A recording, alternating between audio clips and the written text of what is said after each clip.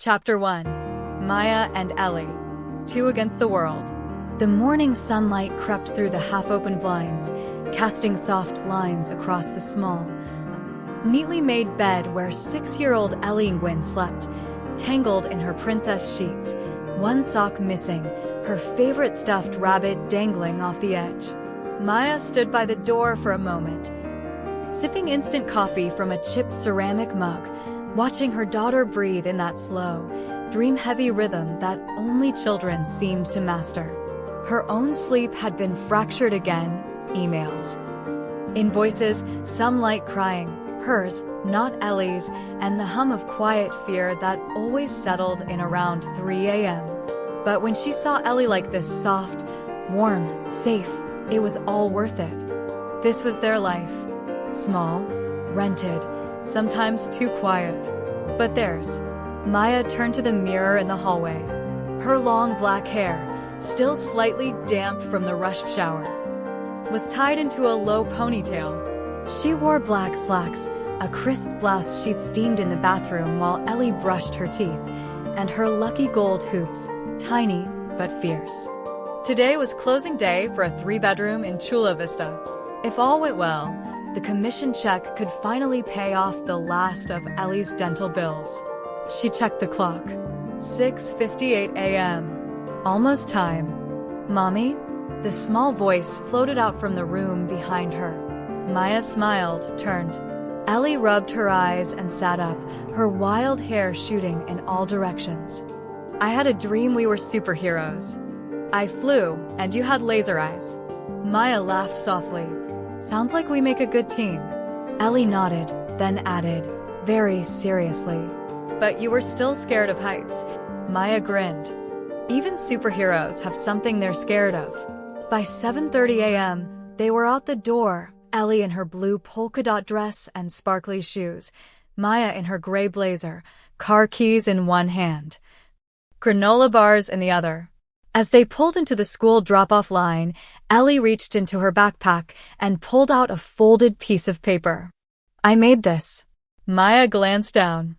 It was a crayon drawing of a woman and a little girl, standing on a small hill.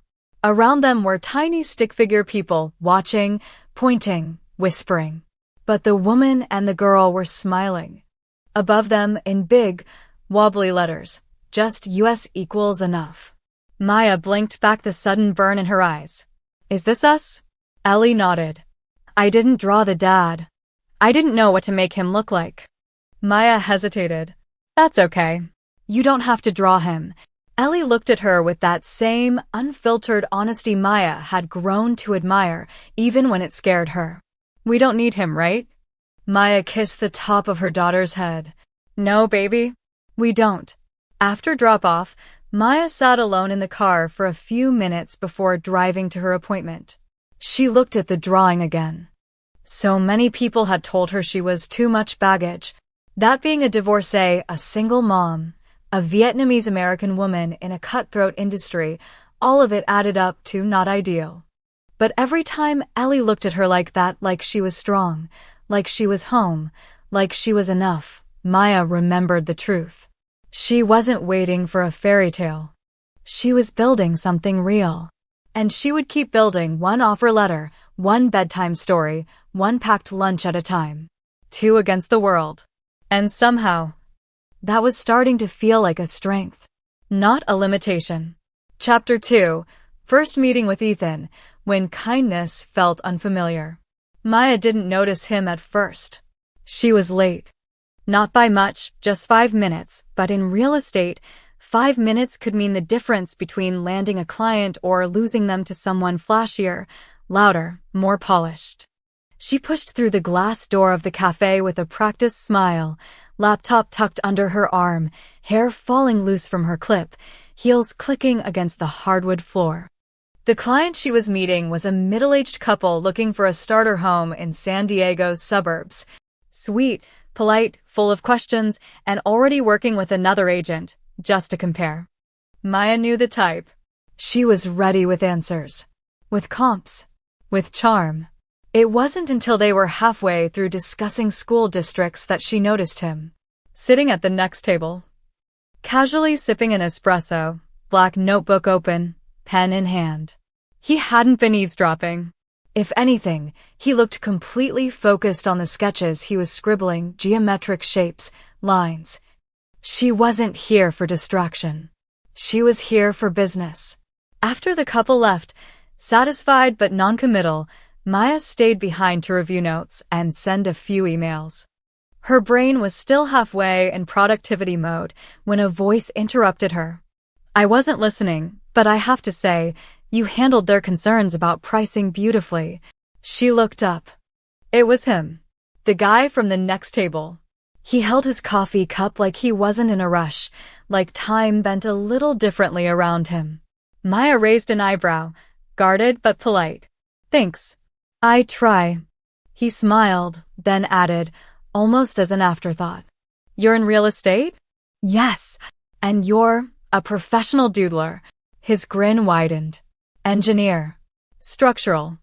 The sketches are part of a redesign project I'm consulting on. She nodded slowly.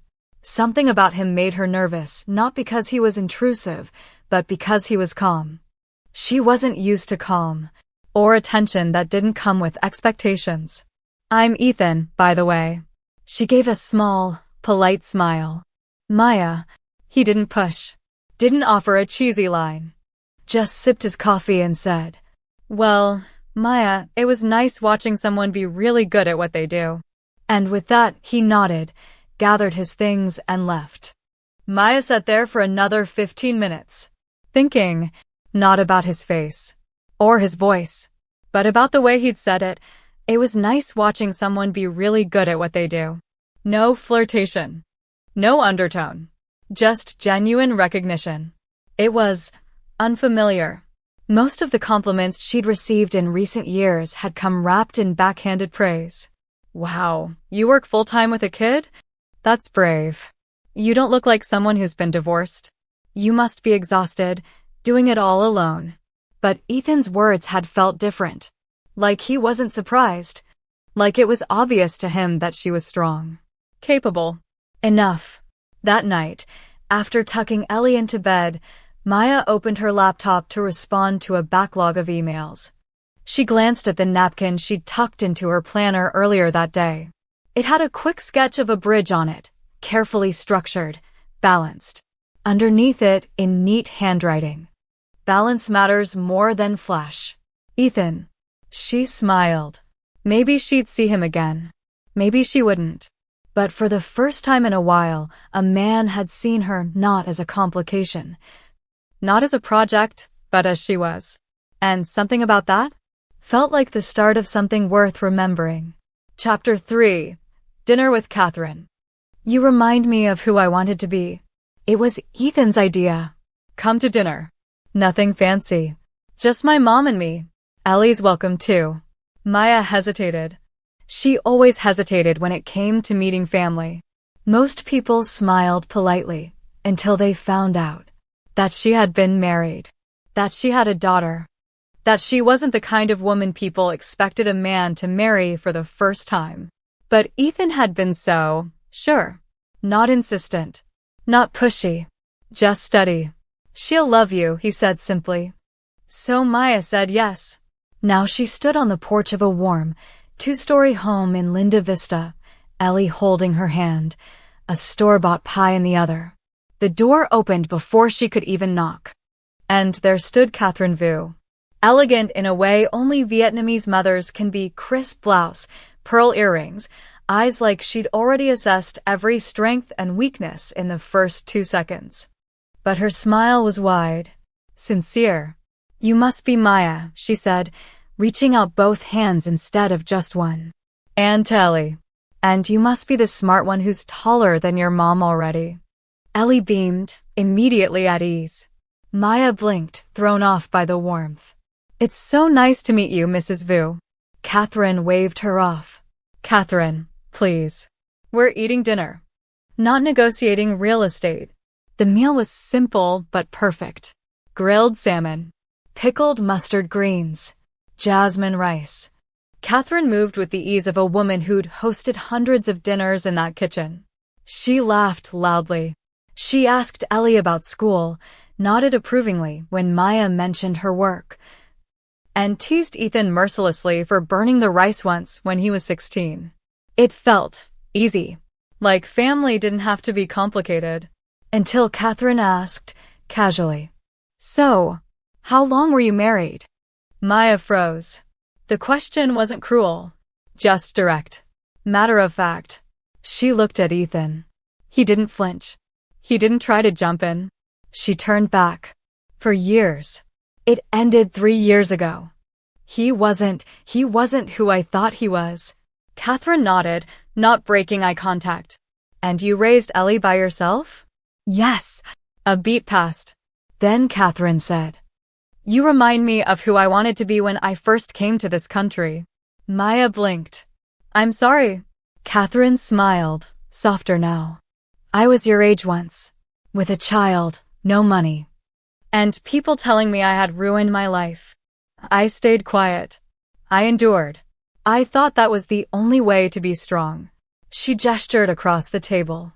"But you built your life. You didn't wait for permission." Maya didn't know what to say. Catherine leaned forward. "If Ethan chooses you, and I hope he does, he's choosing someone who's already proven she knows how to love, how to survive, and how to rise." There was no performance in her words. No obligation. Just truth. Recognition. Ellie, oblivious, was licking her spoon. Ethan smiled across the table, gently squeezing Maya's hand. "And Maya?"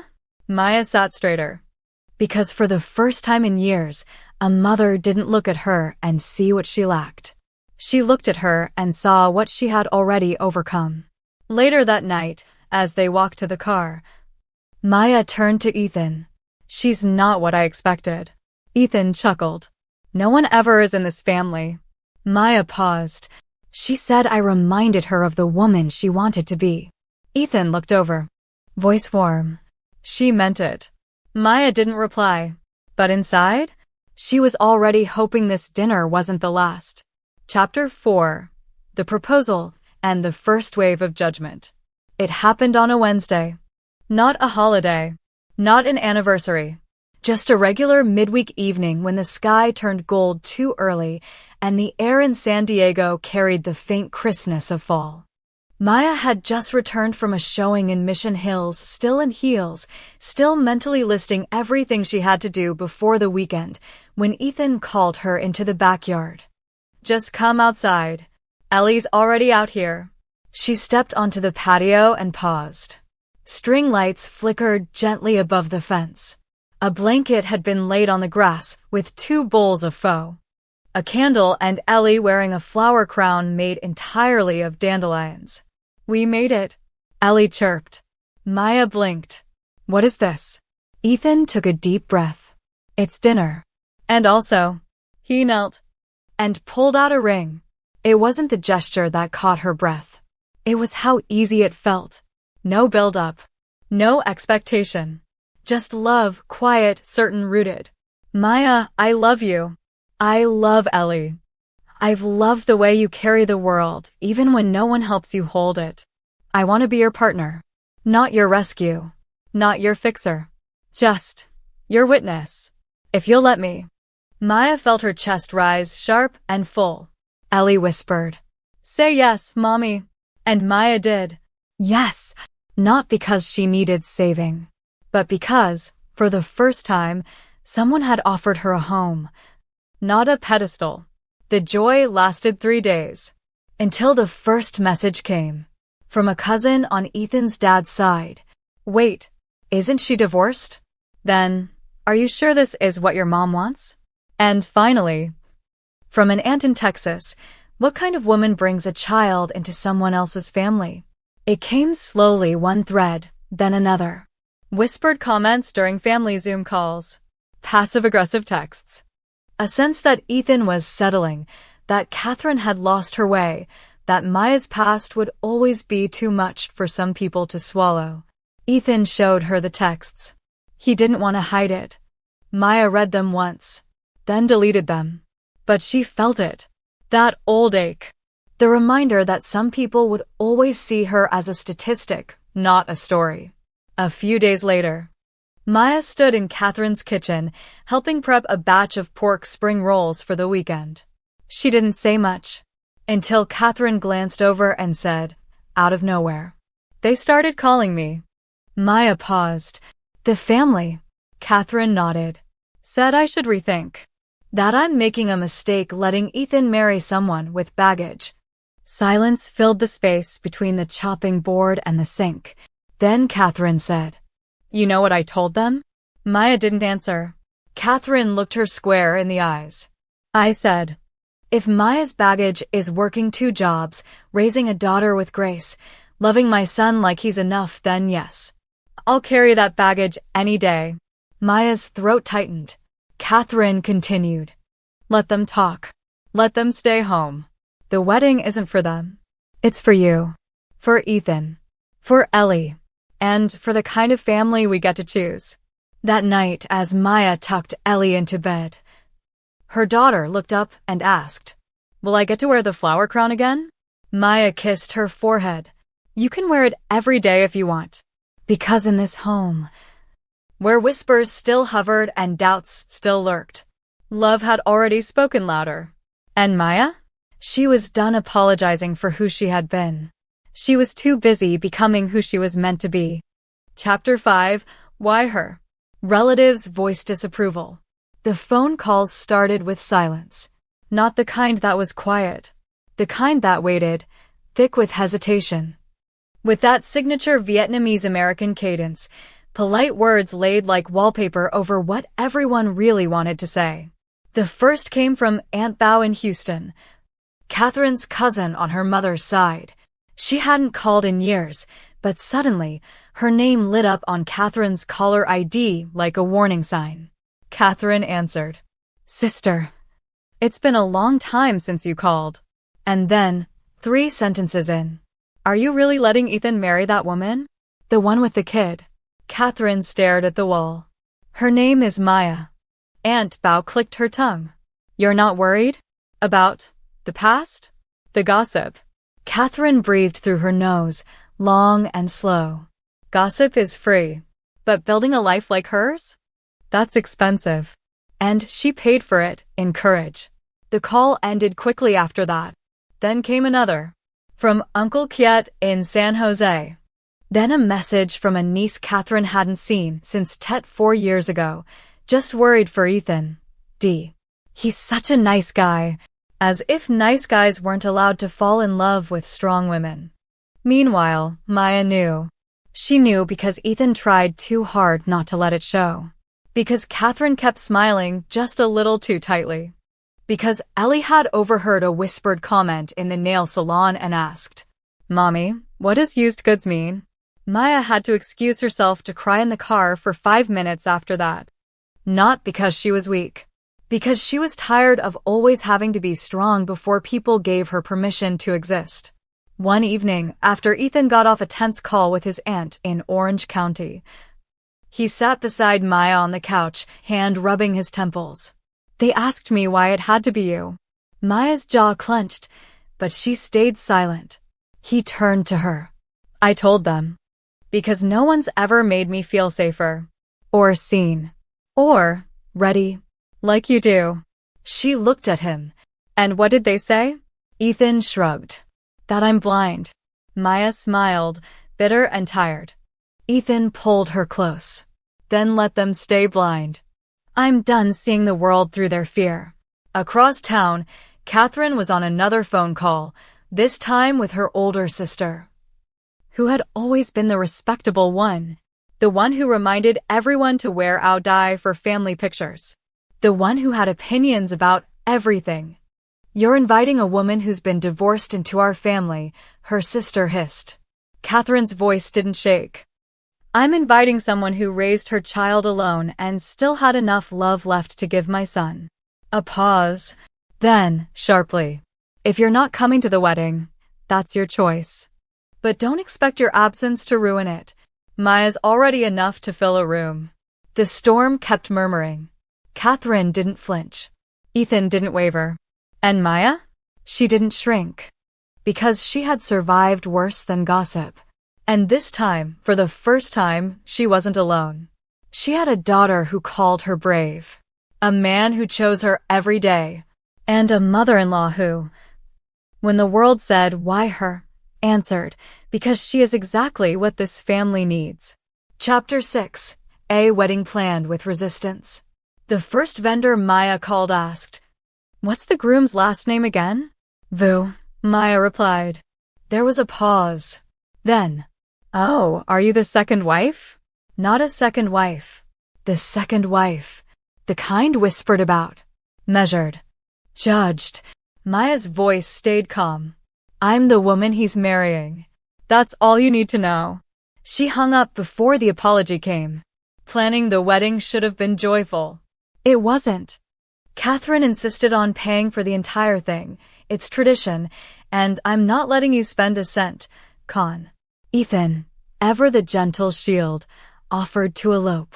Maya almost said yes, but something in her, something weary and proud, whispered, "You deserve to be celebrated. Not hidden, not tolerated. Celebrated." So she said no. "We'll have the wedding. Even if it's just the three of us." Ellie was thrilled. She wanted sunflowers and pink lemonade. A unicorn cake just for fun. And matching dresses with Maya. Ethan wanted simplicity. Music. Laughter. No drama. But drama came anyway. Catherine had rented a community garden venue, outdoor and bright, with space for dancing and a long table for bon quan and spring rolls. She mailed invitations to every family member on both coasts. Half of them declined. Some replied with silence. Others wrote things like, "We'll send a gift instead. Wishing you peace. Hope you understand we can't attend." Catherine read everyone, then folded the cards and threw them in the trash. "If they can't show up for your joy," she told Maya, "they don't deserve a seat at your table." The guest list shrank. But the energy did not. Maya chose a simple ivory dress. Catherine took her to a tailor in Little Saigon, a woman named Mrs. and who cried when she heard Maya's story. "You are why we crossed oceans," she said, hands pressing fabric. "To raise daughters who keep standing." Maya cried in the dressing room. Then she smiled. On a Wednesday evening, 2 weeks before the wedding, Maya sat alone with Catherine at the kitchen table, folding paper cranes for the ceremony. No words were needed, but Catherine spoke anyway. "You know, they think I've lost my mind." Maya looked up. "Because of me?" "Because I see you. And I'm not ashamed of that." A pause. "When I was your age, I let other people define what love should look like. I won't let them do that to you." Maya folded one more crane, hands steady. "It doesn't feel like a wedding," she whispered. Catherine reached across the table, covered Maya's hand with hers. "That's because this isn't just a wedding. It's a declaration. And sometimes, declarations come with resistance." Maya nodded slowly, and for the first time, the word bride didn't feel like something borrowed. It felt like something earned. Chapter 7. Invitations declined. Whispers spread. The RSVP list didn't lie. 37 invitations sent. 13 confirmed. 3 with regrets. And the rest? Silence. At first, Maya thought maybe people just forgot. That the cards had gotten lost. That the email reminder went to spam. But then the messages started showing up, not directly to her, of course. To Catherine. To Ethan. To mutual friends who meant well but didn't know how to hold their tongues. "She seems nice, but it's just fast, isn't it? Didn't she have a kid from another marriage? I heard the ex wasn't even American. Does she even speak Vietnamese?" Maya didn't respond. Not out loud. But inside, every sentence left a mark, not because it was new, but because it echoed things she had already told herself once upon a time. That she would always be a little too much for someone's family. That her name, her story, her history would always be a quiet reason to whisper, not quite. Ellie, thankfully, didn't know. She was busy planning her wedding flower walk. insisting on holding a basket and wearing shoes that sparkled even in the dark. Ethan tried to stay light, too, organizing playlists, arguing gently with the caterer over bon vivant portions. But Maya felt it. The shift. The empty seats. The distance. It wasn't that people were angry. It was that they were uncomfortable. And discomfort, when left unexamined, turns into avoidance. Catherine saw it too. One evening, while Maya was chopping onions in the kitchen, Catherine handed her a stack of returned RSVP envelopes. Still sealed. Some of them smudged. Like they'd been tossed aside without being opened. They won't come, Catherine said. But they'll watch. Maya glanced up. Watch what? Catherine smiled, the kind that dared anyone to look down on her family. Watch what it looks like when women build their own legacy. Without asking permission. Still, it hurt. On the night before the wedding, Maya couldn't sleep. She stepped outside onto the patio barefoot, the air cool against her skin. The stars above San Diego were dim but steady, just like her. Ethan followed a few minutes later, wrapping a blanket around her shoulders. She leaned into him, but her voice was small. I keep thinking about the empty chairs. Ethan kissed her temple. Then stop thinking about them. She didn't reply. He added, they were never your people, Maya. You didn't lose them. You just made room for the ones who matter. And in the quiet that followed, Maya realized something. The wedding wasn't falling apart. It was falling into place, because it would only be filled with people who had chosen her, fully, the way she chose herself now. And that was enough. Chapter 8. Catherine. My house, my rules. My family, my choice. The morning of the wedding dawned clear and golden, San Diego at its best. Sunlight spilled through the sheer curtains of Catherine's house, where Maya was getting ready in the guest room, surrounded by soft silk, open makeup palettes, and a 6-year-old flower girl bouncing on the bed. Mommy, you look like a queen, Ellie announced, twirling in her miniature version of Maya's dress. Maya smiled.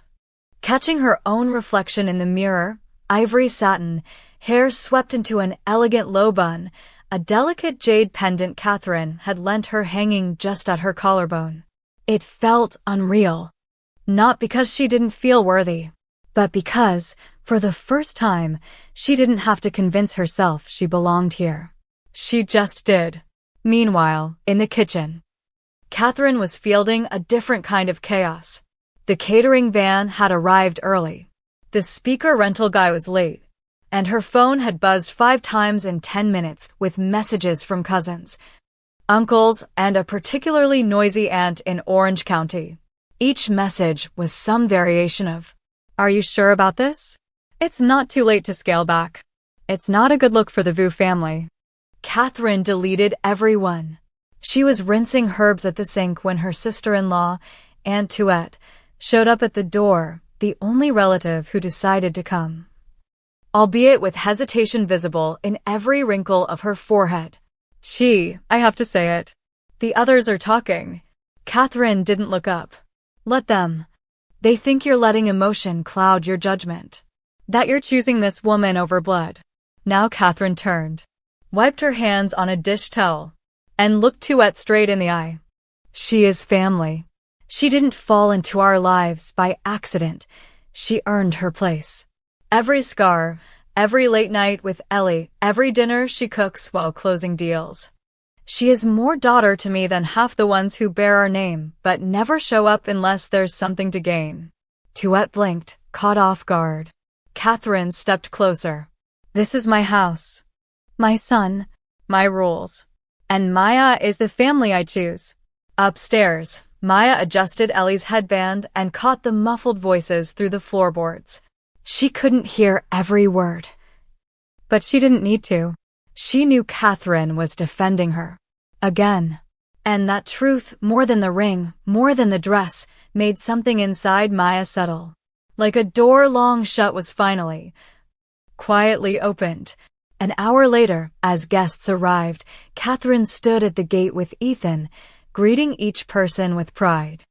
And when one who hadn't RSVP'd, showed up last minute and said with a tight smile, "Well, I guess it's not too late to show support," Catherine responded with a smile of her own. "You're late, but you're welcome. And don't forget, it's her day." In the small courtyard, under a simple arch woven with sunflowers and eucalyptus, Maya walked down the aisle. Alone? No. Ellie walked beside her. Catherine waited near the front. And every empty chair? Forgotten. Because this wasn't a wedding for show. This was a declaration. And Catherine Vu made it loud and clear. My house, my rules, my family, my choice. Chapter 9. The wedding day. A smaller crowd, but louder love. The air smelled of lemongrass, fresh orchids, and a little bit of nervous joy. The garden venue Catherine had rented was tucked behind a Vietnamese community center. Nothing extravagant, but filled with charm. Bamboo lanterns strung from trees, golden folding chairs lined in quiet symmetry, and hand-painted signs that read "Love is louder than legacy." Maya took her first step down the aisle. No music, no fanfare. Just the soft rustle of leaves and Ellie's small fingers curled around hers. Maya didn't look at the crowd. She didn't need to, because the crowd was exactly who it was supposed to be. There was Mrs. N from the tailor shop, wiping a tear.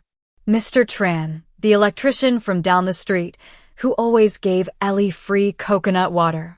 3 of Maya's clients, now friends. Sitting in the front row, all of them women who had bought their first homes with Maya's help, who called her sharp as a nail and soft as a mother. And, of course, Catherine, standing near the altar, not because tradition said she had to, but because her heart wouldn't let her be anywhere else. Ethan waited under the arch. Not in a tux, he had insisted on a navy blue dye, custom-made, modern but rooted. When he saw Maya, his face did something it hadn't done in years. It broke open, not from sadness, but from relief, like he had finally found a place to rest. And when he saw Ellie beside her, his hand pressed over his heart, instinct, reverence. Maya met his eyes. She had nothing rehearsed. Because what could she possibly say that would cover this journey? From not enough to more than worthy. From unwanted second wife to the center of a new family tree. So instead, when the officiant asked if she had vows, she took a breath and said, "I've known broken. I've known being the afterthought. I've known silence where there should have been kindness. But you," she turned to Ethan, "you never asked me to start over. You just made space for all the pages I'd already lived." A pause. "I don't promise perfection, but I promise truth. I promise Ellie will always know that love isn't something you get when you're easy to love. It's what you give when you choose to stay." Ethan's eyes were glassy. He whispered, "I do." When the officiant asked who gave Maya to be married, Catherine stepped forward. She didn't say the traditional words. She said, "I do. And I do it gladly." The kiss was simple, quiet, sweet. But the applause that followed? Thunderous. Because the crowd, though small, was real. They weren't there for tradition. They were there for transformation. Later, while Maya changed into her reception dress and Ellie twirled around the buffet table asking for more fruit tarts, Catherine stood near the koi pond at the edge of the garden. An old acquaintance, someone from the neighborhood who had always kept her opinions close, approached, glass of sparkling water in hand. "It's a shame more family didn't come." Catherine smiled without blinking. "We had family. You're standing in it." "And Maya?" She danced with Ethan under the string lights. Shoes off. Laughter loud. And, for the first time in a long time, she didn't worry about how many people were watching. Because the only eyes that mattered were the ones that looked at her and saw. Not a second choice. Not a second marriage. But a whole new beginning. Chapter 10. Ellie walks down the aisle with Ethan and melts every heart. It wasn't supposed to happen that way. The plan had been simple. Ellie would walk down the aisle first, basket in hand, scattering soft white petals like a proper flower girl. She had practiced 3 times the night before, giggling through each trial run and correcting Ethan when he stepped on her imaginary aisle runner. "You have to wait for me at the arch, Daddy Ethan," she had said, very seriously. "I will," he'd replied, smiling. "No pressure, but I'm pretty sure you'll steal the whole show." She had beamed, missing one front tooth. But on the day of, when the music started and everyone turned to look, Ellie stood frozen at the edge of the aisle, basket clutched tight. The people, the stares, the quiet, it overwhelmed her. Her little hand trembled. From where he stood under the arch, Ethan saw it immediately. He didn't hesitate. He stepped down, walked past the guests, and knelt beside her. "Too many people," he whispered. Ellie nodded, lip quivering. Ethan held out his hand. "Then we'll walk together." She looked at him, then at Maya, waiting at the top of the path, radiant and still. Then back at Ethan. And she took his hand. They walked together, slowly. He didn't rush her. He didn't correct her when she forgot to drop the petals. He just stayed beside her. And the crowd disappeared. People whispered later, not with judgment, but with awe. "That's her daughter?" He walked with her like he's always been her dad. She looked at him like she already knew. And she did. Because in that moment, there was no question. This wasn't a man marrying a woman with a child. This was a father showing up in real time, on a real aisle when the world got too big and too loud, and saying, "I've got you. Always." When they reached the altar, Ellie let go of his hand, turned to Maya and said, proudly, "We made it." Maya knelt down, kissed her daughter's forehead, and whispered, "You were brave." Ellie shrugged. "I wasn't. But he was." That night, after the vows, the dancing, and the cake, someone handed Ellie a microphone and asked if she wanted to say anything. She looked around the room, gripping it tight, then said, "I used to have just me and Mommy. That was enough." She paused. "Now I have Mommy and Daddy Ethan and Grandma Catherine. And that's even more enough." The room went quiet. Then applause. Then tears. Catherine covered her face with a napkin. Maya's shoulders shook with silent sobs. And Ethan? He knelt again, not in fear, not in proposal, but in presence. To hug his daughter. His chosen daughter. Who had just shown every adult in the room what love really looked like. Chapter 11. Morning Routines. The home that runs because of her. Mornings in the Vu house weren't chaotic. They were orchestrated. Not quiet, not loud, just alive. With the rhythm of a family stitched together by hands that worked quietly, steadily, lovingly. At the center of it all was Maya. 5:45 a.m. The alarm buzzed once. Maya was already awake. She moved through the house barefoot, stopping first by the nursery to check on baby Leo, 5 months old and the easiest part of her day. He stirred once, stretched, then settled again with that gummy open-mouth sleep only infants could master. She made her way to the kitchen next. Coffee for Ethan. Warm water with lemon for Catherine.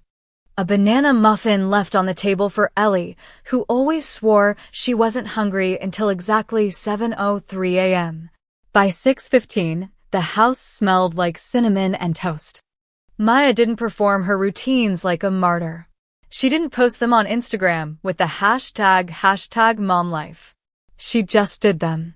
Because that's what love looked like in her world. Lunchboxes packed with both carrots and cookies. A post-it in Ethan's bag that read, "Today's going to be okay. Just breathe." Catherine's blood pressure meds already sorted by day of the week. By 6:45, the house was beginning to stir. Catherine shuffled into the kitchen in her robe, eyes still half closed.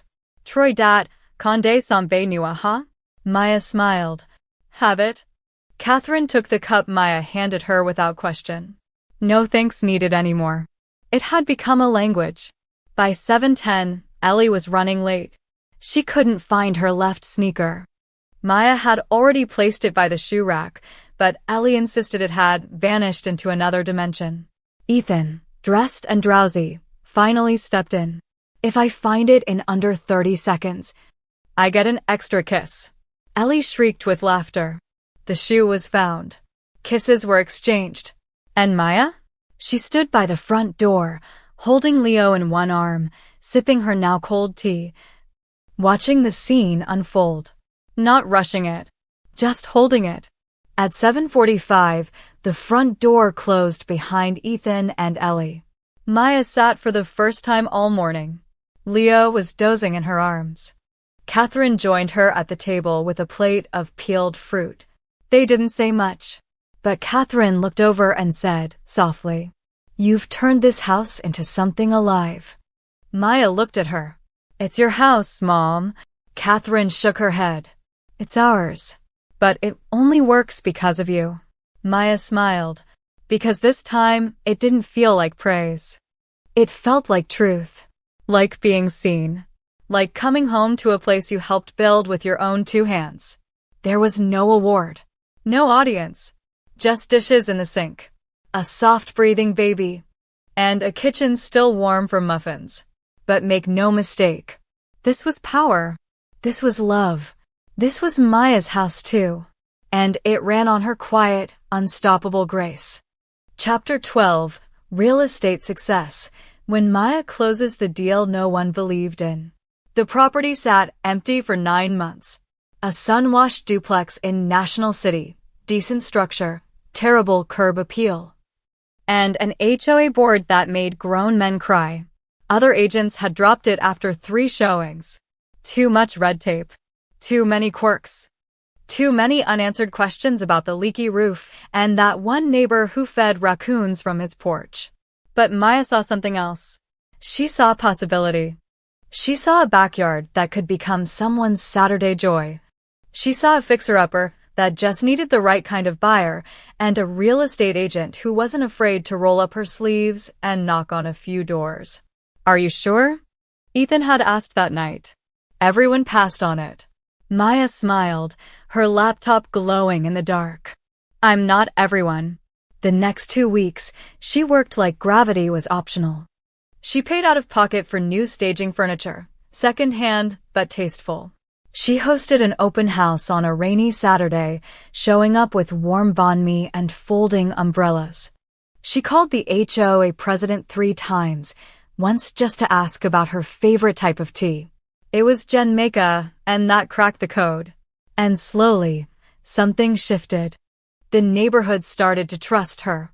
The seller, once distant, started sending her thank you texts at midnight. Buyers started looking at the property twice, then asking for private tours. And then came Mrs. Johnson, a 67-year-old widow who walked through the open house with a cane in one hand and a spreadsheet in the other. Maya greeted her like she would anyone else, not like a maybe buyer, but like the right buyer. By the end of the tour, Mrs. Johnson said, "Every agent I've met looks at me like I'm a risk. You look at me like I'm a person." Maya smiled. "Because you are." Mrs. Johnson put in an offer the next morning, in cash, above asking. The seller cried on the phone. And Maya? She closed a deal that everyone said wasn't worth the time. A week later, Maya stood outside the duplex, watching the sold sign being hammered into the ground. Leo sat in his car seat nearby, babbling. Catherine stood beside her with a fresh iced coffee in hand. "They underestimated the property," Catherine said. Maya looked at her, brow raised. Catherine added, softly, "And they underestimated you." Back home, Ellie drew a picture of Mommy the house boss. It featured Maya in high heels, holding a clipboard, standing on a pile of money. Ethan framed it and hung it above her desk. Later that night, as she looked at it, Maya felt something she hadn't felt in a long time. Not pride, not relief, but ownership, not of property, but of her own name, her own strength, her own space in this world that had once told her she was just a second-hand story. Not anymore. Now she was someone no one could ignore. Chapter 13, Catherine's Health Scare. Maya stays, while others stay silent. It started with a cough. Dry, persistent. Nothing dramatic, just enough to make Catherine pause as she sliced shallots one morning. Enough for Maya to notice. "Mom? You okay?" Catherine waved her off. "Probably allergies." But it didn't stop. Then came the shortness of breath. Then the dizziness. And when Maya came home early one Thursday and found Catherine sitting on the couch, pale and struggling to catch her breath, she didn't hesitate. "We're going to the ER. Right now." Catherine tried to protest. Maya had already grabbed the car keys. At the hospital, they ran tests. Ethan arrived, baby Leo in his arms, worry etched deep into his face. He held Catherine's hand. Ellie sat in the waiting room coloring a picture of a sunflower with red petals. The diagnosis wasn't devastating, but it was serious. Mild congestive heart failure, caught early, but still requiring medication, monitoring, and rest. Maya sat quietly as the doctor explained the treatment plan. She took notes, asked questions, pressed for clarity. Catherine just watched her. Silent, soft, a little stunned. Words spread quickly. As always, the relatives who hadn't shown up for the wedding now filled group chats with concern and suggestions. "She needs to come stay with us in Houston. Has Ethan been cooking? He doesn't even know how to make rice."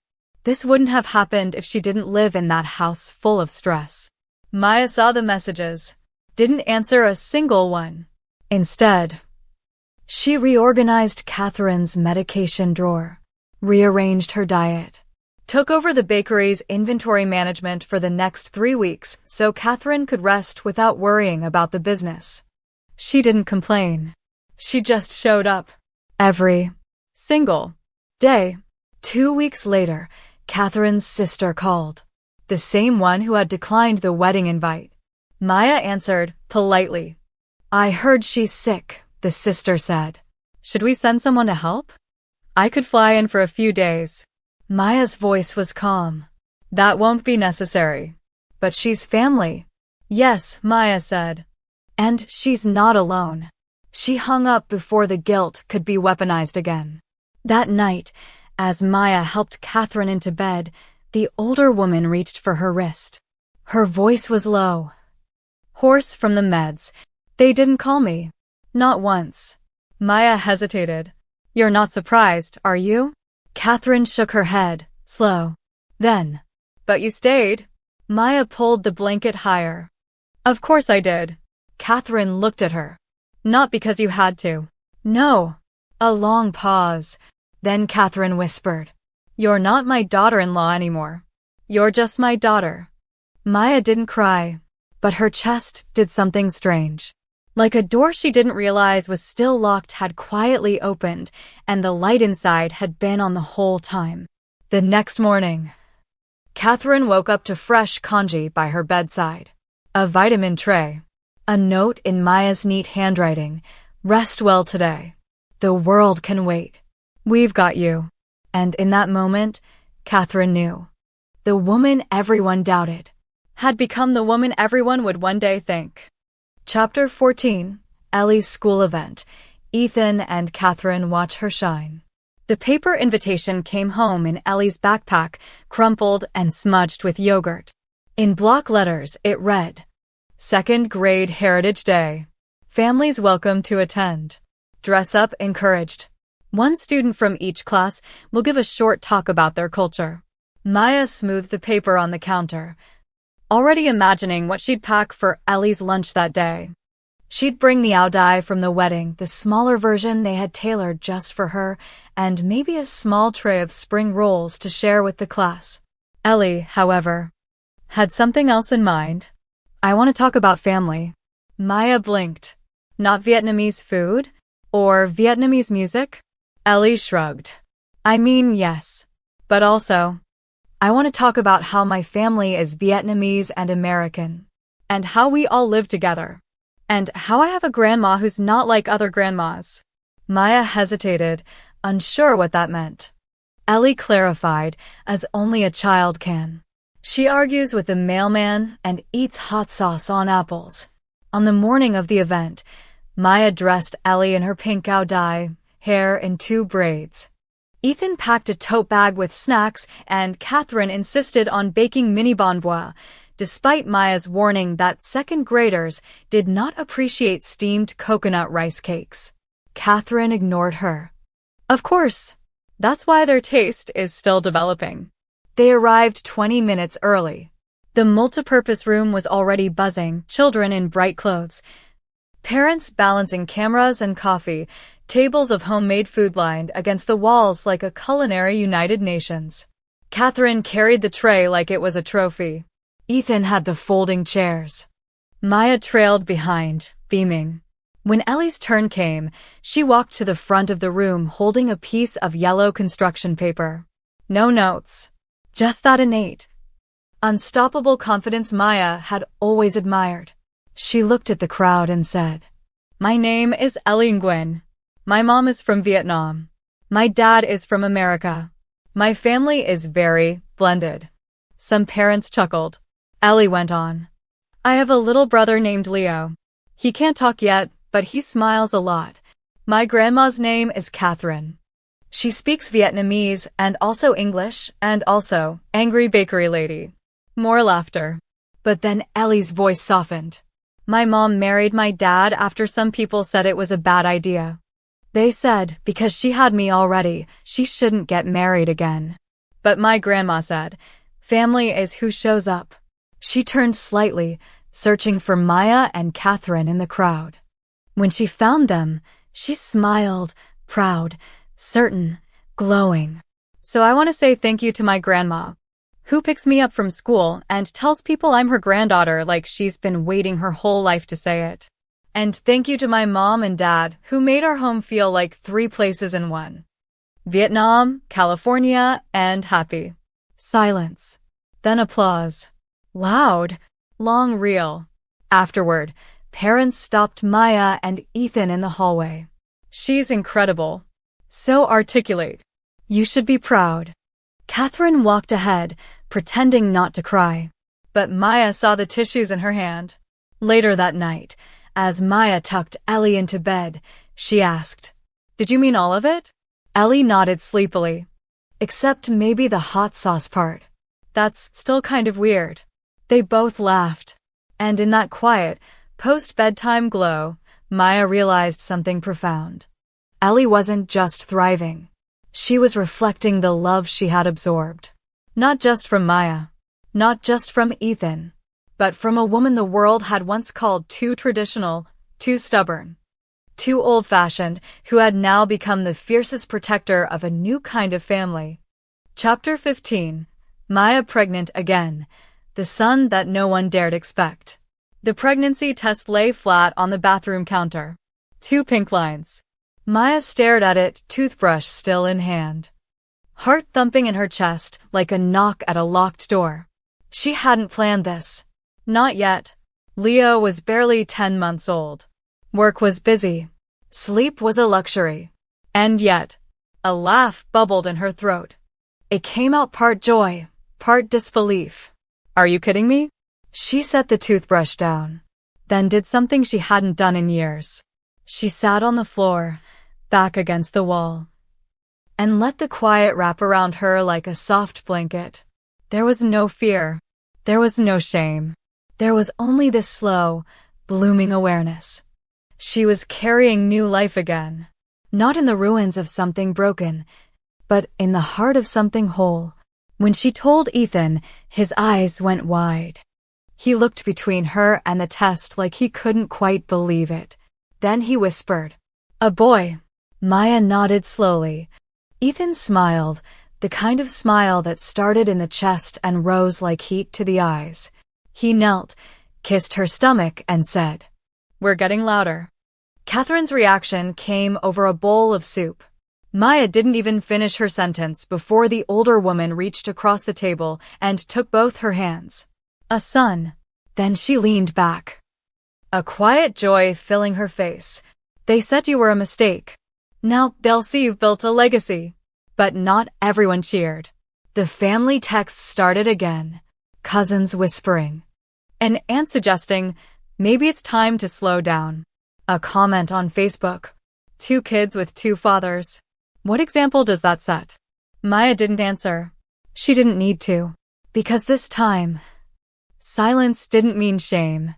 It meant boundaries. The pregnancy was harder than the last. More fatigue. More nausea. More moments of doubt. But also, more dinners left in the oven by Catherine. More mid-afternoon massages from Ellie, using lotion and too much pressure. More handwritten sticky notes from Ethan that said things like, "You are building worlds." And more joy. Real. Grown woman joy, the kind earned through storms, not stories. When she went into labor, it was fast. Almost too fast. Ethan nearly ran 3 red lights. Catherine stayed home with Ellie and Leo, texting every hour, baking chicken rice porridge as a quiet offering to the gods of motherhood. And when the nurse finally placed the baby boy on Maya's chest, she exhaled a sound that was part sob, part laugh. "You're here." He didn't cry right away. He blinked, then let out the smallest, strongest wail Maya had ever heard. They named him Noah, a name that meant rest, comfort, peace. He arrived into a home once doubted by everyone, now filled to its edges with noise, mess, affection, and belonging. And when Catherine held him for the first time, she whispered, "They said she was a second wife. Now she's the woman who gave me 2 grandsons, a granddaughter, and a house that finally feels full." Outside, the neighbors waved through the window. The family chat stayed silent. But the kitchen hummed. The baby slept. And Maya? She rested. Finally, proudly, without guilt. Because this child wasn't proof of her worth. He was simply a gift in the life she had already made priceless. Chapter 16. The baby shower. Some relatives show up, out of curiosity. Catherine insisted on throwing the shower. "It's tradition," she said. "And this time, they'll come. They'll want to see what a mistake looks like when she's thriving." Maya smiled gently. "I don't need to prove anything." Catherine smirked. "I do." They hosted it in the garden behind the bakery, Catherine's pride and joy, usually reserved for Tet markets and charity events. It was strung with lanterns and paper cranes. The tables covered in blue tablecloths and hand-folded napkins that Ellie had proudly creased all by herself. On the invitation list? Neighbors, close friends, a few of Maya's clients, Ethan's coworkers, and, to Maya's surprise, 3 relatives. The first to RSVP was Aunt Trin, one of Catherine's cousins from Garden Grove. She was the family's self-appointed event critic, never shy with commentary and always armed with a plastic container for leftovers. Then came Cousin Vi, a 20-something nurse who had once commented under Maya's wedding photos, "Wow, bold move." And finally, Uncle Tao, Catherine's younger brother, who hadn't spoken to her in 3 years. Catherine didn't question it. She just set 3 extra chairs. The day of the shower was bright and warm. Ellie handed out party favors. Leo babbled in his stroller.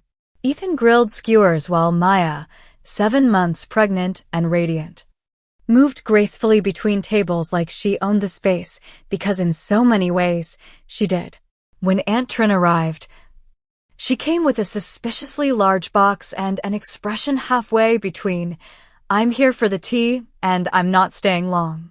Catherine greeted her like royalty. "Trin, you came. Still wearing perfume like you're trying to stun the neighbors." Trin rolled her eyes, but hugged her tightly. "Let me see the belly." Then to Maya, "You're glowing. Or maybe just tired. Either way, it suits you." The food came out. Laughter followed. And then, slowly, the conversation softened. Cousin Vi, who had once whispered that Maya was too modern, now asked her about work. "You do real estate full-time? And with 2 kids?" Maya nodded. "Soon 3. Vi blinked. "Damn. I can barely keep my laundry sorted." They laughed. Uncle Tao cornered Catherine near the lemongrass tea. "She's impressive." "You were right." Catherine didn't gloat. She just sipped her tea and said, "I usually am." Then came the moment Maya didn't expect. Aunt Trin stood up during the cake cutting, holding a glass of soda like it was a toast. I know not everyone showed up today, but I did. And I'll say what they probably won't. The crowd quieted. Trin turned to Maya. "We judged you. Not for being wrong. For being stronger than we were taught to be. And maybe that scared us a little." Silence. Then a ripple of nods. Trin added, "But you've raised your daughter well. You've built a family.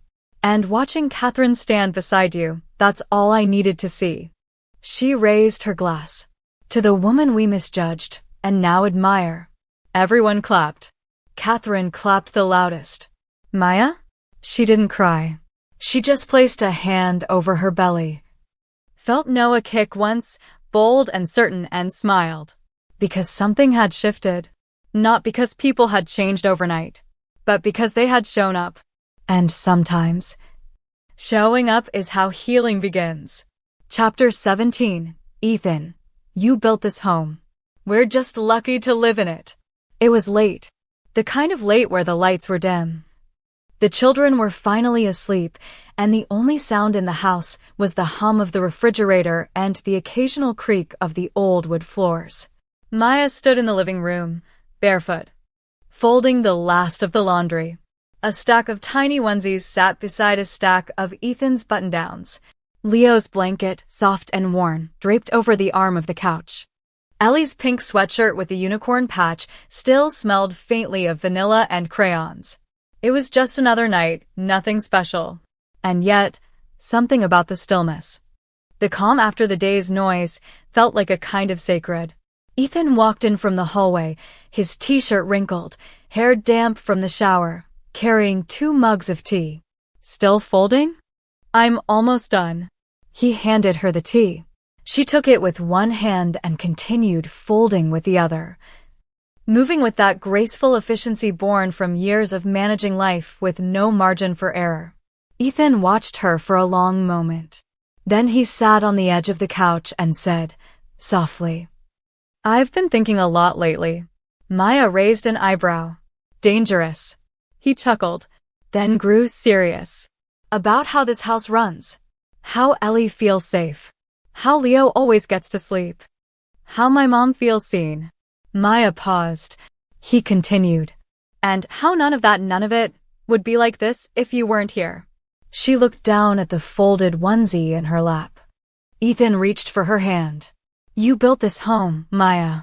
You didn't just join it. You made it work. You made it feel like something worth protecting." She swallowed hard. Ethan leaned in closer. Voice quieter now. "We're just lucky to live in what you've built." Maya blinked. No one had ever said that to her. Not her ex-husband. Not her own parents. Not the teachers who called her resilient, but never enough. Ethan wasn't praising her to flatter her. He wasn't saying it for show. He said it because it was true. And she knew it. They sat like that for a while. Tea in hand. Fingers laced. Laundry folded neatly around them like the soft architecture of their life. Then Ethan said, "You know what else I've been thinking?" Maya raised an eyebrow. "What?" He grinned. "We need more closet space." She burst out laughing. And in that laugh, something long and tired inside her broke free. Not from grief. From relief. From the realization that she wasn't just holding the home together anymore. She was being held in it too.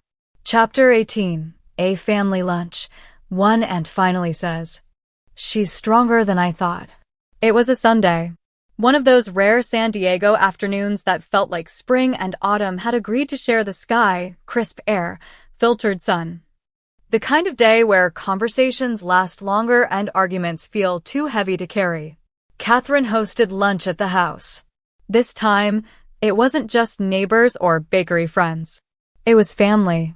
Not the whole clan, but enough. Aunt Trin came again, now with less stiffness and more almond cookies. Uncle Tao brought jackfruit and a plastic bag of rambutan that Ellie picked through like treasure. And for the first time, Aunt Mai came. The one who hadn't attended the wedding. The one who once asked Catherine, in a too casual tone, "Don't you worry she'll ruin the Vu name?" She came because Uncle Tao told her, "You should see it for yourself." She came because Ellie had written, "Please come eat my mom's noodles," in pink gel pen on a postcard. She came out of curiosity, not support, but she came. The table was full, bowls of bun thit nuong, scallion oil glistening, fresh herbs spilling from woven baskets, iced tea dripping condensation onto hand-woven placemats. Maya moved between the kitchen and dining area with the ease of a woman who had made the space hers, not by claiming it, but by earning it. Day by day, bowl by bowl, she placed plates, poured drinks, fed Leo in one arm, told Ellie to stop sneaking spring rolls with the other. Catherine didn't hover anymore. She just watched, smiling like someone who knew she'd made the right bet before anyone else did. Halfway through the meal, Aunt Mai looked up. It wasn't dramatic. She didn't raise a glass or clear her throat. She just set her chopsticks down and said, almost to no one, "I used to think you were stubborn, Catherine." The room quieted. Catherine looked at her, waiting. Aunt Mai continued, "But now I think, maybe you just saw something we were too old-fashioned to understand." She turned to Maya, then. "She's stronger than I thought." Silence. Then Catherine, eyes crinkled. Voice even replied, "She always was. You just weren't looking hard enough." Maya said nothing, but Ethan reached for her hand beneath the table. And Ellie beamed. Later, after dessert, while the older aunts chatted over green tea and Leo napped in Catherine's lap, Maya stepped out into the yard for some air. Aunt Mai followed. They stood side by side, facing the garden. Then, unexpectedly, Aunt Mai said, "I've been divorced, you know." Maya turned. Mai wasn't looking at her. 40 years ago, back when people whispered louder than they do now. "I didn't fight for anything after that. I just stayed quiet." A pause. Then, "But you didn't," Maya said softly. "I had a daughter. I couldn't afford to disappear." Mai nodded slowly. "And you didn't. You rebuilt. And it's beautiful." For the first time, the word family didn't feel conditional. And Maya? She didn't feel like someone people had learned to tolerate.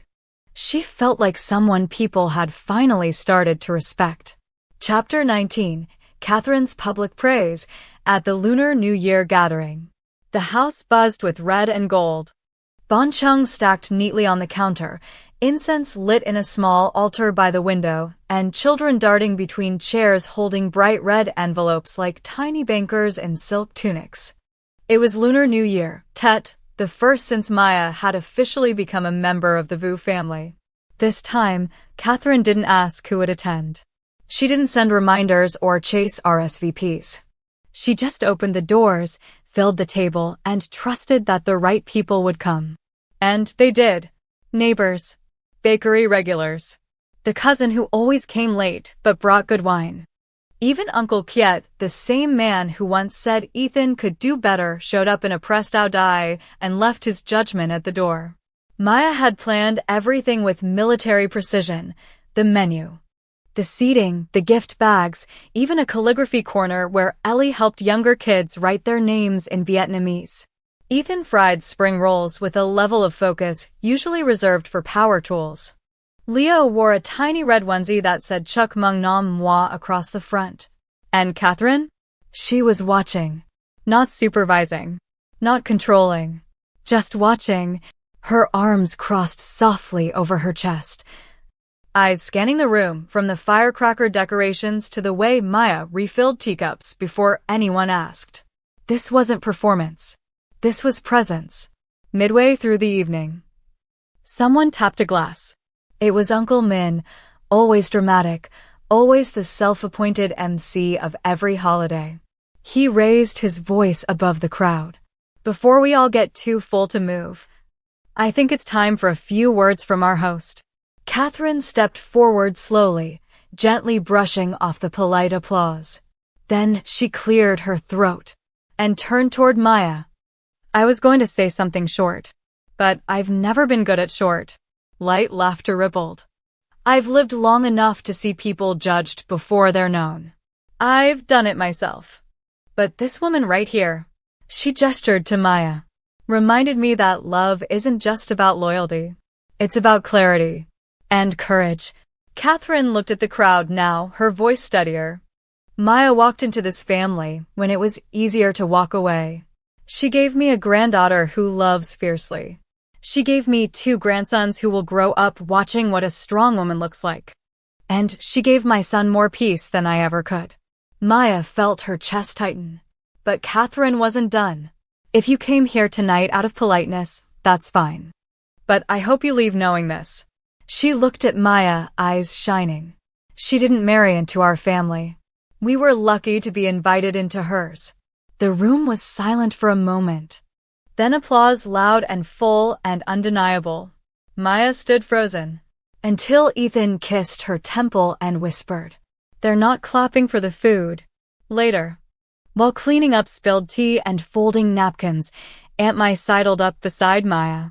"You know, your mother-in-law doesn't say things like that lightly." Maya smiled, tucking a strand of hair behind her ear. "I know." Mai glanced around the crowded, humming room, then added, "And now everyone else knows too." That night, after everyone had left, and the house smelled like smoke, citrus, and warmth, Maya stood in the doorway with a broom in one hand, watching Catherine rock Leo gently beside the altar. No words passed between them. There didn't need to be. Because in that moment, in the soft crackle of incense and the echo of earlier applause, Maya felt something she never expected from this family. Not just love, but pride. And not just for surviving. For belonging. Chapter 20. Maya's parents reappear and find peace they never knew they needed. It began with an envelope. No return address. Just a clean cream rectangle slipped under the front door, postmarked Garden Grove, California. Inside was a folded card and a single sentence written in neat, slanted Vietnamese. "If you allow it, we'd like to meet our grandchild." Maya sat at the kitchen table, letter in one hand, the other wrapped around a cold mug of tea she hadn't touched. She read it 3 times. Each time, the words stung a little less. Each time, her breath grew a little steadier. They hadn't spoken in nearly 6 years. Not since the divorce. Not since the phone call that ended with her father saying, "Mi con kok sie tuan vi con lam mat gia din." Not since they told her, in no uncertain terms, that she had chosen shame over stability. That a single mother could never be respectable. But now? Now they wanted to meet Ellie. Maya didn't say yes immediately. She carried the letter in her purse for 3 days, unsure if it was hope or guilt that made her keep it. Finally, one night while folding Leo's clothes, she told Ethan. He listened quietly, then said, "What do you want to do?" Maya stared down at the tiny blue socks in her hand. Then, softly, "I want them to see. Not for me. For Ellie. And Leo. For closure, maybe." Ethan nodded. "Then we do it." They drove up to Garden Grove on a Saturday. Catherine insisted on watching the kids, all of them. "This isn't a test you need to pass with an audience," she'd said. The house hadn't changed. Same hedges, same wind chimes, same pale green shutters Maya remembered from every childhood argument and every Lunar New Year photo. Her mother opened the door. She looked smaller, not older, just quieter. Behind her stood Maya's father, straighter than she expected, holding a tray of fresh fruit with hands that looked like they were trying not to tremble. No one spoke for a moment. Then her mother stepped aside. "Come in, child. This is still your home." The conversation was slow, careful. Her father asked about Ellie's favorite subject in school. Her mother asked if Leo liked sweet potatoes. No apologies. No grand confessions. Just questions. Curiosity. Softness where silence used to be. At one point, her mother excused herself, then returned with a small lacquer box Maya hadn't seen in years. Inside, baby photos. Not of Ellie. Of Maya. Her first tet. Her second birthday. Her high school graduation. Tucked at the bottom was a photo Maya hadn't even known existed, her holding Ellie at 4 months old, looking exhausted and proud, captured from afar. "We never stopped loving you," her mother said quietly. "We just didn't know how to love you right." Maya's eyes stung. She didn't cry. She just reached across the table and touched her mother's hand. "This is a good start." Before they left, her father asked if they could visit San Diego sometime. To see the house. Meet your husband. The other children. Maya smiled. "They'd like that." The drive home was quiet. Ethan reached for her hand at a stoplight. Maya looked out the window, heart full and aching all at once. "Do you regret going?" he asked. She shook her head. "No. I needed to know I wasn't the only one who changed." When they pulled into the driveway, Catherine met them at the door, baby on one hip, Ellie running barefoot on the lawn. Maya hugged each of them a little tighter that night.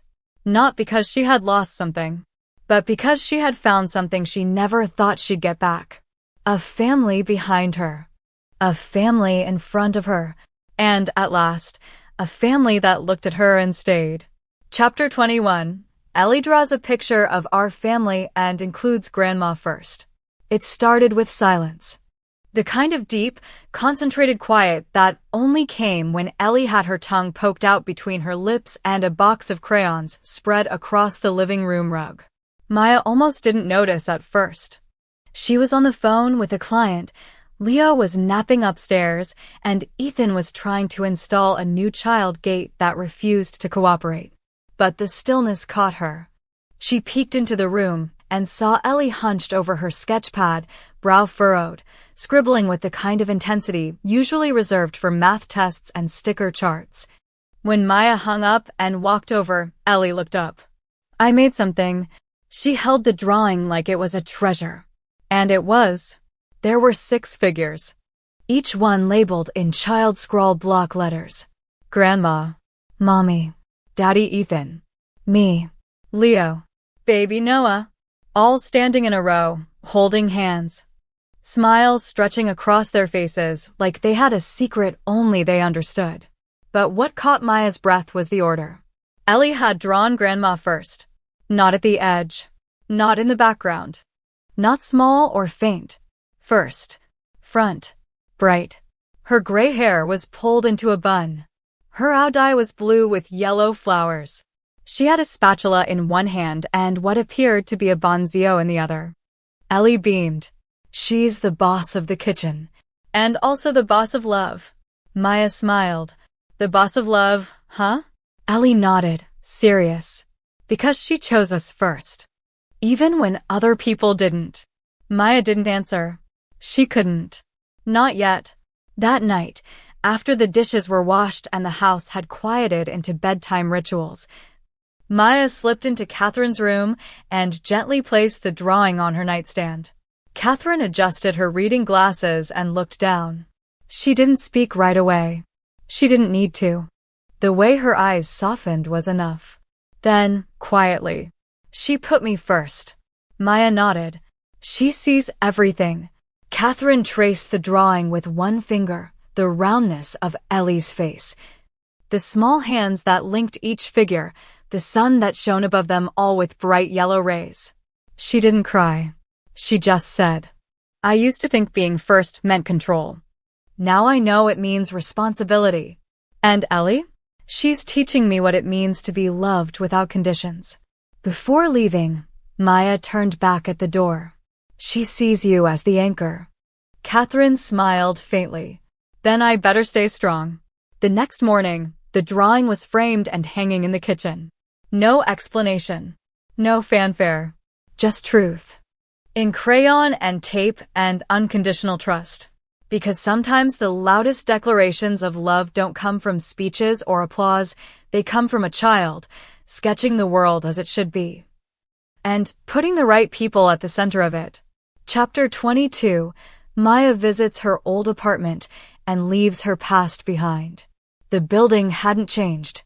Still beige. Still boxy. Still wedged between a laundromat and a check-cashing place in a part of town where everything felt a little worn at the edges.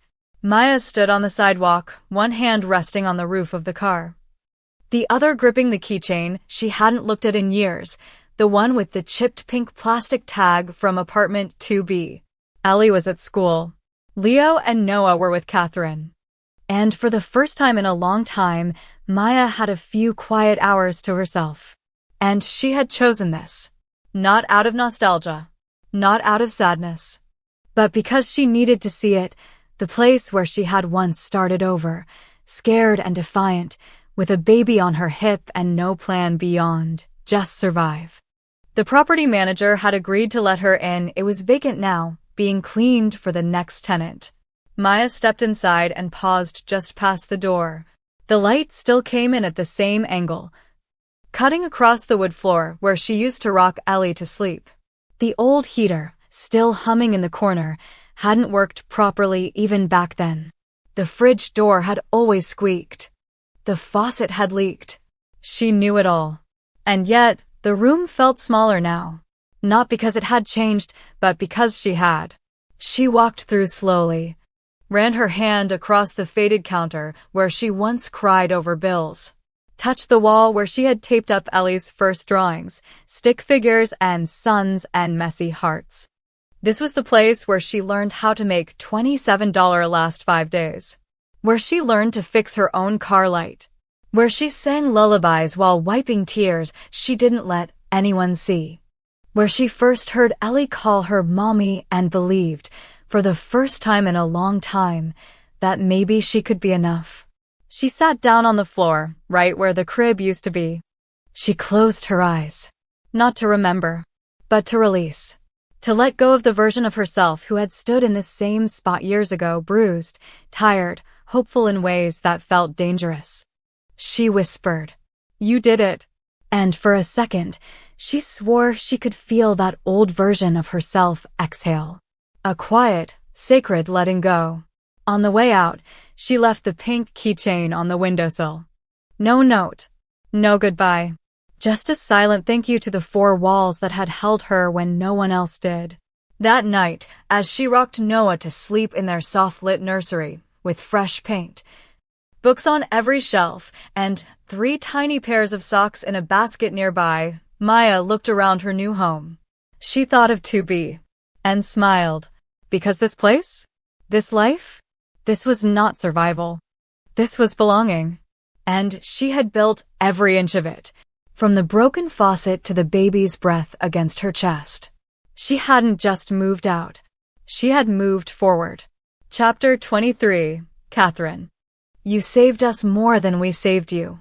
It was raining in San Diego, a rare, steady rain that tapped gently against the windows and filled the house with that heavy, golden kind of quiet. The kind where no one rushes. Where soup simmers longer. Where memories surface uninvited. Maya stood at the kitchen sink, rinsing herbs for pho. Leo sat at the counter, stacking measuring cups like they were a construction project. Noah was dozing in his bassinet. Ellie was drawing suns in the fogged-up window, narrating each one. This one's for Grandma. This one's for Leo. This one's for Mommy when she's tired but still smiles. Catherine sat nearby, sipping tea, a scarf wrapped around her shoulders. Her face looked thoughtful, softer than usual. She was watching, but not just observing, taking in. Finally, she said, "You remember when I first met you?" Maya smiled. "I remember the pie I brought." Catherine chuckled. "Store-bought. You apologized 3 times. I was nervous. You were terrified." They both laughed. Then silence returned, gentle. Catherine's voice lowered. "When Ethan was born, I didn't think I'd ever share him. I thought being his mother meant knowing everything, doing everything, protecting him from everything." She stirred her tea absent-mindedly. "But I couldn't protect him from loneliness. Or from himself. I couldn't teach him how to live with someone who had already learned how to lose." Maya said nothing. She knew what was coming, but she wanted to hear it. Needed to. Catherine turned her eyes, steady and full. You did that. You gave him a family he didn't know how to ask for. Maya's throat tightened, but Catherine wasn't finished. You gave me a family, too. She looked toward the living room, where Ellie had now sprawled out on the carpet with Leo, whispering a story into his chubby ear. I thought I was welcoming you into my world, but you let me live in yours. A pause. Then Catherine whispered, You saved us more than we saved you. Maya turned back to the sink, blinking faster than she wanted to. She had been thanked before, admired, even praised. But this was something deeper. Something like recognition. Not just of what she'd done, but of who she had become. Someone who healed a house. Who widened a heart. Who didn't just prove herself, she changed the terms entirely. Later that evening, when the rain had stopped and the boys were asleep, Maya found a folded piece of paper on her pillow. It was Catherine's handwriting. In case I forget to say it tomorrow. You are not lucky to be here. We are lucky you stayed. And Maya? She pressed the note to her heart, then tucked it in the drawer beside her wedding ring, her mother's letter, and Ellie's crayon portrait. A drawer full of proof that she had not just survived. She had saved. Chapter 24. At the family reunion, no one calls her the second wife anymore. The invitation came printed on thick cream paper, embossed with red and gold swirls, the kind that tried to make casual backyard gathering feel like a wedding reception. VU Family Reunion, Year 33. Location, Orange County. Attire, traditional/dressy casual. Theme, roots and renewal. Maya read it once, then again. She looked over at Ethan, who was changing Leo's diaper on the bed with one hand and balancing a toy dinosaur in the other. So, roots and renewal. Huh. Ethan didn't look up. The irony isn't lost on me. They hadn't attended the last 2 reunions. The first one, Maya was newly married. The second, she was newly pregnant. And both times, the silence that followed their RSVP was louder than any invitation. But this time they were asked, not as a formality, not as a duty, but with intention. With a handwritten note at the bottom from Aunt Trin herself. We'd be honored if Maya helped lead the family toast. No one better to speak on renewal. Maya had laughed when she first read it. They want me to give a speech. Catherine, sitting at the kitchen table with Ellie braiding her hair, looked up. Told you they'd catch up eventually. The venue was a rented garden hall behind a Vietnamese church in Westminster. Lanterns, tables of banquet, and grilled shrimp. Toddlers in lion dance costumes. The aunties had color-coordinated in fuchsia and marigold like it was prom. Laughter echoed from every corner. And when Maya walked in holding Ellie's hand, Leo strapped to Ethan's chest. Catherine in a silk scarf looped elegantly over her shoulders, the room didn't pause. It leaned in. Someone clapped. Then someone else. And before Maya even reached the welcome table, Cousin Bai rushed up. You look amazing. I'm so glad you came. An uncle she didn't recognize hugged her. A cousin who once whispered about women with baggage handed her a drink and said, Your real estate blog saved my mortgage.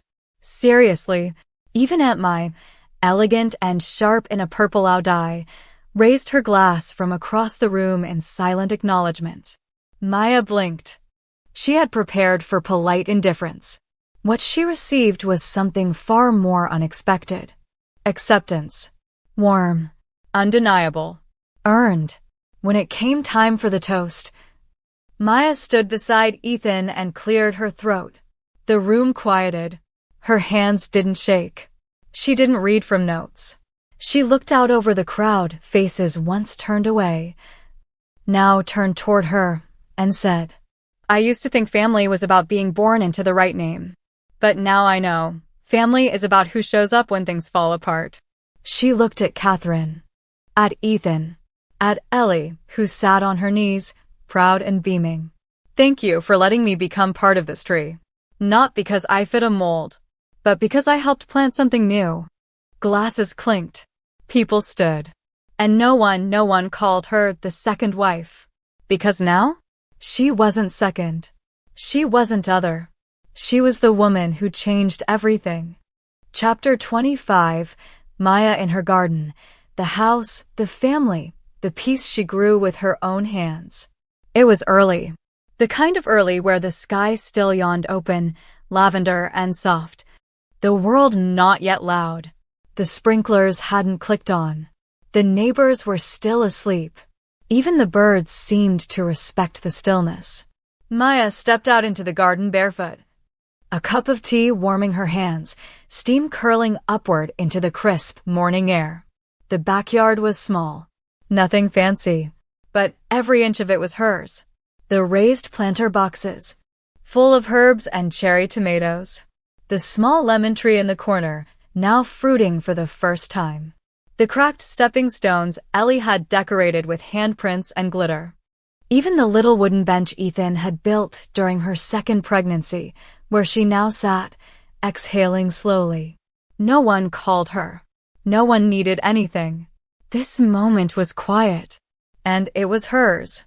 Inside, the house was beginning to stir. Leo would be up soon, calling for Mommy in his sleepy voice. Ellie might wander out wrapped in her favorite blanket, asking for 5 more minutes of just sitting. Noah would coo from his crib, needing nothing but presents. And Catherine? She'd already be at the kitchen table with her crossword, pretending she wasn't waiting for her tea. Maya smiled. It used to be chaos. Now it was rhythm. It was life. It was hers. She walked over to the garden bed, crouched, and touched the edge of a basil plant, vibrant, healthy, fragrant. It had taken time. The soil had been dry, the sun too harsh. There had been mistakes, overwatering, forgetting to prune. A few broken stems. But the roots had taken hold. The growth had come not all at once, but deliberately. Just like her life. Maya whispered to the leaves. You're safe now. She didn't mean the plant. She meant the woman who had once stood in a courthouse, trembling with a newborn. She meant the girl who'd been told love had rules, and she'd already broken too many. She meant the mother who had feared she'd always be tolerated, never chosen. But now, she was loved out loud, chosen again and again, trusted with a home, trusted to build one. Behind her, the screen door creaked open. Ellie's voice, sleepy and certain, called out, Mommy? Maya turned, smiled. Out here. Ellie padded out, barefoot too, hair wild, eyes blinking at the sun. She sat next to Maya on the bench, no questions asked. They sipped tea and silence. After a while, Ellie said, When I grow up, I want a garden like this. Maya looked down at her daughter. This wide-eyed girl who had walked with her through every chapter of reinvention. You will. Ellie nodded. Then, can Grandma help me plant it? Maya smiled, heart full. She'd love to. And in that moment, in the garden she'd grown, in the life she'd built, surrounded by voices that once were strangers and now were hers, Maya exhaled the final piece of doubt. She wasn't a second anything. She was the foundation. The root, the rain, the gardener, and the bloom.